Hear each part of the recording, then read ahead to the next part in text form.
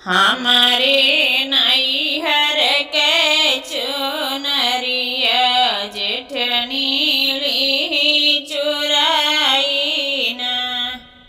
हमारे नैहर के चुनरिया जेठनी ली चुराई ना। जेठनी ली चुराई ना हो जेठनी ली चुराई ना। हमारे नैहर के चुनरिया जेठनी ली चुराई ना।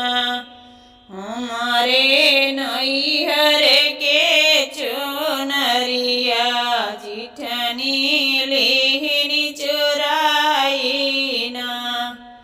होत सुबेरे हम पुलिस बुलाए। होत सुबेरे हम पुलिस बुलाए। हमारी जेठनी चतुर सयानी पैसा देहनी थमाई ना। हमारी जेठनी चतुर सयानी पैसा देहिन थमाई ना।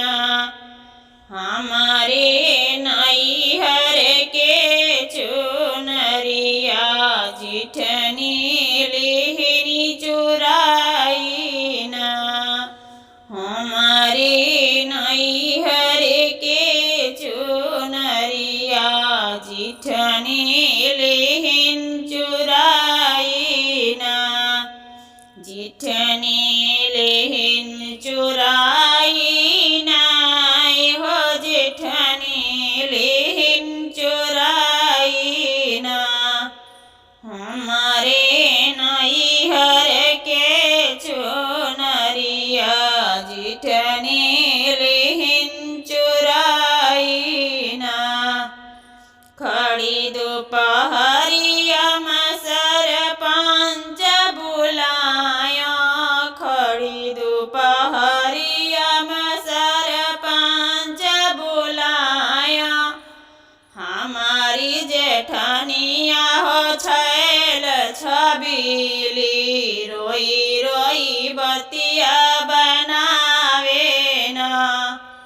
हमारी जेठनिया हो बड़ी लड़ाको रोई रोई बतिया बनावे ना।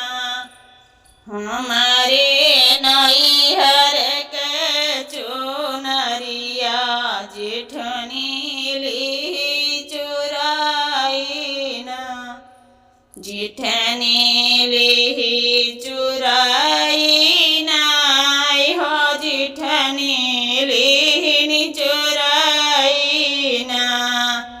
हमारे नैहर के चुनरिया जेठनी ली चुराई ना। साँझ कबेरी हम पिया से बताए। पिया से बताए हो पिया से बताए। साँझ कबेरी हम पिया से बताए। हमारी जेठनिया हो छैल छबीली चुनरी दिहिन बहाई ना। हमारी जेठनिया हो छैल छबीली